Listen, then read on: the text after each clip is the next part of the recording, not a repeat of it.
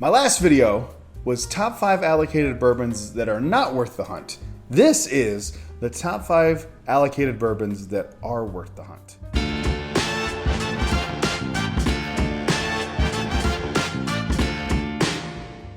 Hello everyone, welcome back to Brad's Bourbon Reviews. I'm Brad. Please, if you liked the video, make sure you leave a like, comment down below with your 5 favorite allocated bourbons that you think are worth the hunt. And subscribe as well. Make sure you subscribe so you can get to see all the content that we're doing here on the channel. And thank you for watching the video. Now, these are not my favorite bourbons of all time, but these are 5 bourbons / whiskeys. They're bourbons, and you'll see why I say that in a second, because there is some controversy behind my first 2, because they're not technically bourbons, but they are technically bourbons. But these are my top 5 that I think are definitely worth getting up early, staying in that line for hours to get a bottle of it, because they're just that damn good of bottles. And my number 5 is the Jack Daniel's 12-year. I adore this bottle so much. This is, to me, a little different than the Jack Tenure. The flavor profile is a little different than what you would normally get out of a Jack Daniel's bottle. But let me tell you, if you can get your hands on this for a reasonable price, it is worth every penny.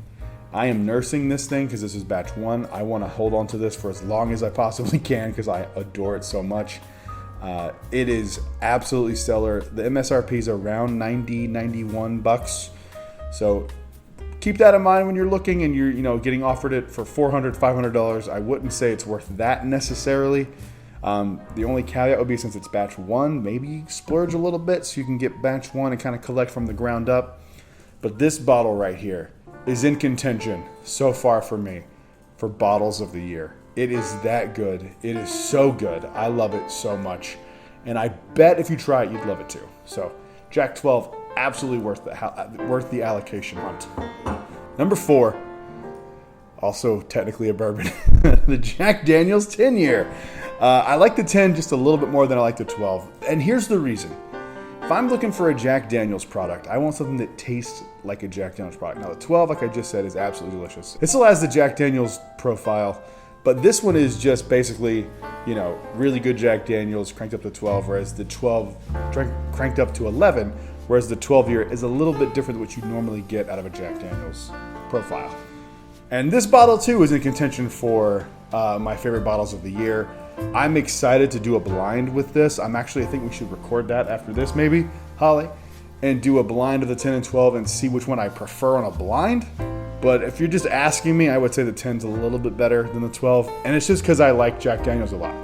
If you don't love Jack, you probably like the 12 better, but the Jack Daniel's 10-year is absolutely worth it. Even though I have bottles of each of them, I would stand an hours-long line to get another one of either one of those bottles. They are absolutely delicious, and I can't imagine a world where this doesn't make my top 10 of the year. Moving on to the next one here, a bottle that was my first, I would venture to say my first highly allocated item that my parents got for me around Christmas time last year.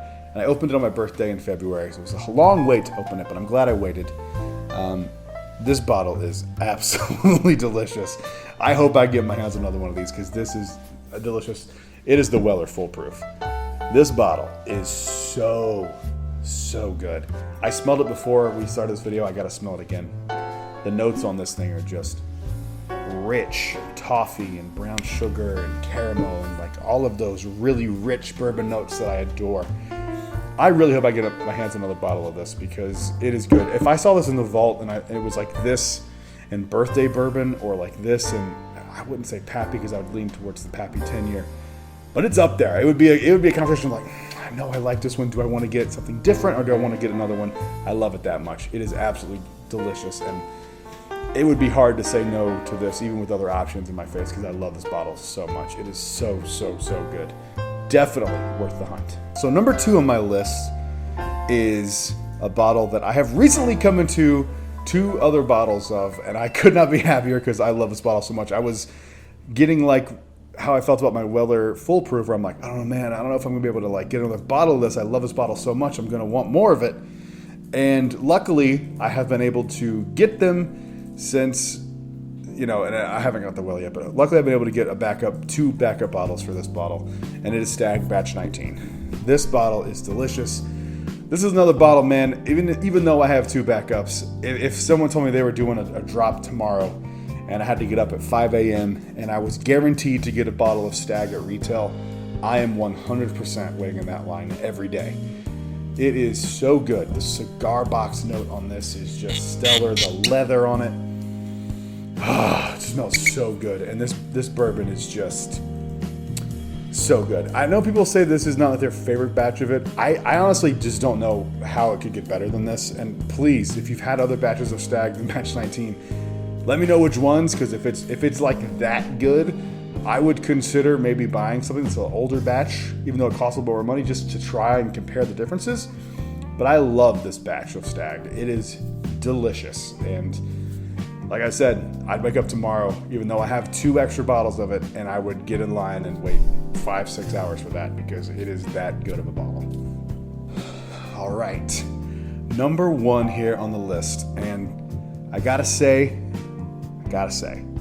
the original version of this bottle, I like okay. It's fine. It's a good bottle for retail. It's not a good bottle if you're paying more than retail for it, to be honest with you.